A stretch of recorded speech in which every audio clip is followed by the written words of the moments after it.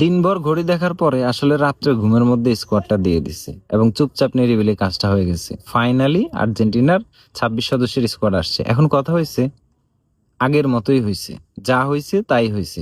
Fan favourite হয় নাই, 22-এও আর্জেন্টিনার স্কোয়াড ফ্যান ফেভারিট ছিল না।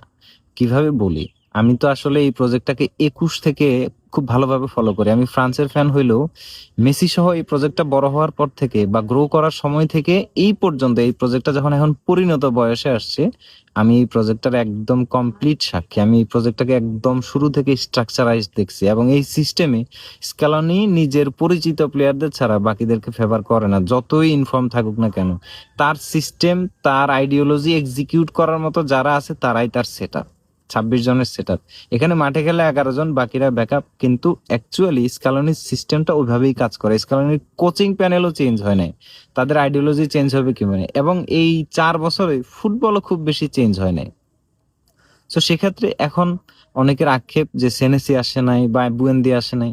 বুয়েন্দিয়ার বিশেষ করে ইউরোপা লিগের ফাইনালে এরকম ভালো খেলার পরে আসলে একটা হাইপ তৈরি হয়েছিল যে বিশ্বকাপে আসতে পারে, কিন্তু আসলে স্কালানি লোসেলসোরই নিছে।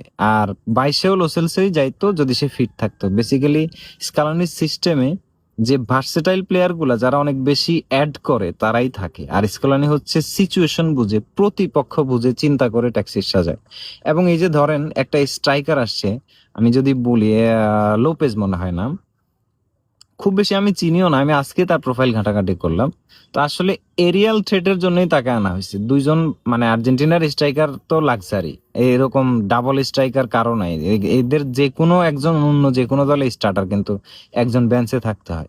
এরকম সিচুয়েশনে আরেকটা স্ট্রাইকার নেওয়ার কারণ কি? আসলে আর্জেন্টিনা হচ্ছে একদম রাউন্ড 1 থেকে শুরু করে ফাইনাল পর্যন্ত তাদের পাথওয়েতে সম্ভাব্য প্রতিপক্ষ কে বা কারা আসতে পারে সেই হিসেব করে বেসিক্যালি স্ট্রাইকার করে। যেমন ধরেন আর্জেন্টিনার পাথওয়েতে ইংল্যান্ডের মতো দল আসতে পারে, সেক্ষেত্রে কি হবে, মানে লাউতারো বা আলভারেজ এই সিস্টেমের গুলার সাথে পরিচিত বা ইউরোপ এদেরকে চিনে, এখানে পালমেরাসেরও স্ট্রাইকার একটা সারপ্রাইজ প্যাকেজ হয়ে যেতে পারে 70-80 মিনিটের পরে। স্ক্যালোনি আসলে ওইভাবে চিন্তা করে তার স্কোয়াডকে এত দূর টেনে নিয়ে আসে। এবং ভালো করে খেয়াল করলে দেখবেন, যারা আগে ছিল এবং যারা গেছে এদের জায়গায় তারাই আসছে যাদেরকে আপনারা খুব ভালো করে চিনেন, অর্থাৎ এদেরকেই আপনারা দেখে আসছেন। সো খুব বেশি সারপ্রাইজের কিছু না এবং সিস্টেমেটিক চেঞ্জেরও কিছু না। স্ক্যালোনি ওইরকমই একটা জিনিস যে তার আইডিওলজির বাইরে, তার কমফোর্ট জোনের বাইরে সে কিছু করবে না। তার তার সিস্টেমটা আমি দল মানে গোছানো দেখেই একদম ক্লিয়ার, বা এই 26 সদস্যের দল দেখে আমি পুরোপুরি ক্লিয়ার হয়েছি। এই সিস্টেমটাও মেসি সেন্ট্রিক, অর্থাৎ এমন না যে মেসিকে খুব বেশি লোড নিতে হবে, না, কিন্তু এই